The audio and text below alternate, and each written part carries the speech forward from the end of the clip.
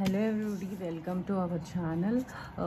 ఈ వీడియో ఏంటంటే Satavahanas part 20. Already 19 parts cover చేశాము. 16 పార్ట్స్ షార్ట్స్ రూపంలో కవర్ చేశాను.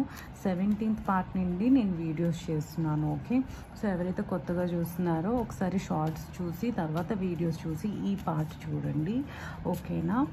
సో ఈ పార్ట్లో మనం కవర్ చేస్తున్నాము లిటరేచర్. ఓకే, సాహిత్యం, శాతవాహనులకు సంబంధించిన లిటరేచర్. సో ఆల్రెడీ బృహత్ కథ కవర్ చేసేసాను. ఇందులో మనం కవర్ చేయాల్సింది ఏంటంటే కథ సాగరం. ఓకే, ఇక్కడ నేను ఆల్రెడీ చెప్పాను బృహత్ కథని ఆధారం చేసుకొని కొన్ని గ్రంథాలు రచించారు అని చెప్పి. అందులో ఒకటి ఏంటంటే కథ సాగరం. ఓకే, సో ఇది ఎవరు రచించారంటే సోమదేవ సూరి.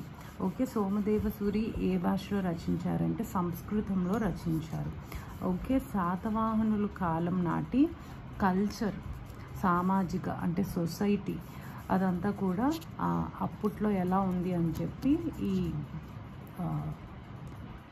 ఈ లిటరేచర్లో అయితే సోమదేవ సూరి రాయడం జరిగింది. ఓకే, సో అంతే, ఇక్కడ ఏమి ఇంపార్టెంట్ లేదు. నెక్స్ట్ ఇంపార్టెంట్ లిటరేచర్ ఏంటంటే శాతవాహనాలకు సంబంధించింది గాథా సప్తసతి. ఓకే, గాథా సప్తసతి ఎవరు రచించారంటే హాలుడు రచించారు. ఓకే, హాలా అంటారు కదా, హాలాస్ గద సప్తసతి అని అంటాం మనం. సో హాలుడు రచించారు. భాష వచ్చేసి మహారాష్ట్ర ప్రాకృతం అన్నమాట, ప్రాకృతిలో రచించారు. ఇందులో 700 ప్రాకృత పద్యాలు ఉంటాయి. సో అందుకనే దీనికి గాథా సప్తసతి అని అంటారు. ఓకే, అయితే హాలుడికి ఒక బిరుదు కూడా ఉంది, అదేంటంటే కవివాత్సల్యుడు. ఓకే, కవివాత్సల్యుడు అని బిరుదు కూడా ఉంది.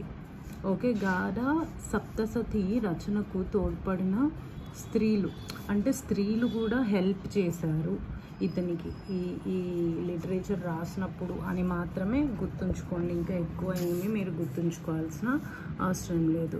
గాథా సప్తసతిలో ఆ కాలం నాటి సొసైటీ అంటే సాంఘిక పరిస్థితులు, అప్పట్లో కల్చర్ ఎలా ఉంది అని చెప్పి రాయటం అయితే జరిగింది. అలానే ఈ లిటరేచర్లో తెలుగు పదాలు కూడా యూజ్ చేయడం జరిగింది. అంతవరకు మీరు గుర్తుంచుకుంటే చాలు. Thank you for watching this video. Next వీడియోలో మిగతా లిటరేచర్ కవర్ చేద్దాము. అండ్ ఈ ఛానల్ అయితే కొత్తగా స్టార్ట్ చేశాను. ఎవరైతే కొత్తగా మీరు చూస్తున్నారో మన ఛానల్ని, please do subscribe our channel. Please do encourage me. Thank you for watching this video. Have a nice day. Bye.